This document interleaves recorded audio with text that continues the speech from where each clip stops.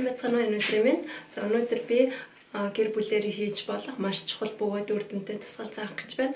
Тэр нь юуны дасгал вэ гэхээр хэлний булчин чангалах дасгал. Хүний хэлний булчин бол жижиг хэрнээ маш хүчтэй булчин.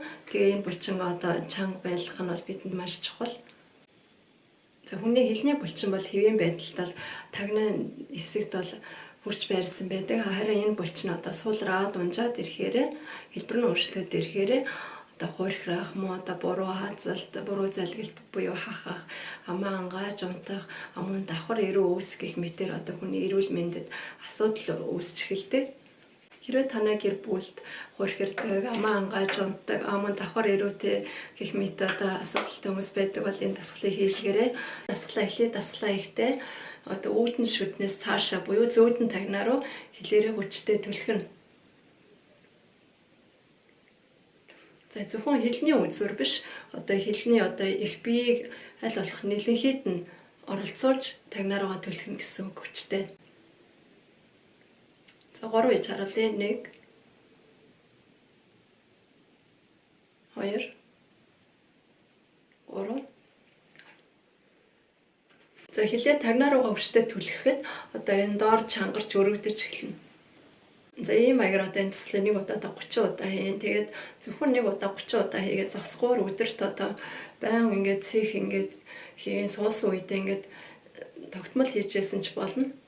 Тэгээд давхар эрүүтэй хүмүүс бол үнийг арай хүндрүүлээд ингэж хийж болно. Хэлээ тагнаадаа хүргэсэн байдалд аргашаа гэдээ, аргашаа үл ялэг гэдээ. Одоо тагнаа руугаа хэлээрээ түргсэн байдалд аргашаа гэдэгтэй одоо ам хамгисан байна. Ам хамгисан гэхдээ шүдээ зоохгүй харуулъя. Тэгээ тагнаадаа хөрвөлээ. Гэдэлээ.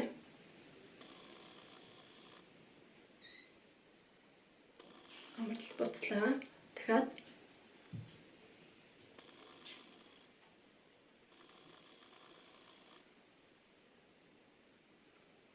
иймэрхүү маягаар ачаал өгчийвэл одоо давхар эрүү хурдан арилна. Зөөр нэг дасгал зай. Энэ нь болохоор үүдэн шүдний ар хэсгээс цааш тагнаа руу хэлээ доолоо. За урагшаа ингэж доолоо тийм үү? Урагшаа биш аргашаа доолоо гэсэн үг.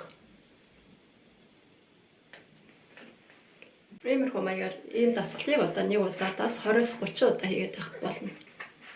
За эдгээр дасгалыг тэгээд гэр бүлээрээ өдөр бүр хийхийг зөвлөж байна. Тэслэг хийхдээ бол шүд амаа зуухгүй, эрүү ам хэсгээр чангалахгүй. Тэгээд энэсгээр чангалахад юм бол гараараа дарж хийж болно. Эсвэл эхэндээ одоо хэлээ одоо тагнаа руугаа түлхэхдээ их хүчтэй биш түлхээ. Тэгээ явандаа булчин чинь чангардсан илүү хүчилж хийж болно. Цаашдаа тэгээ ам ингээд хамгисан л байвал одоо тагнаад одоо хэлээ хүргэж байрлуулж хөвшүүлсэй. Гол нь одоо зөв цэгс суусан байрлалд хийн.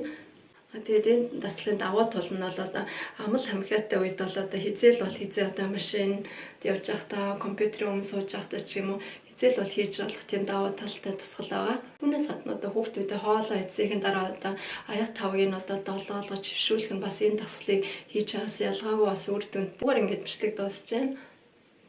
Тэгээд та бүхэнд амжилт хүсье. Баярлалаа.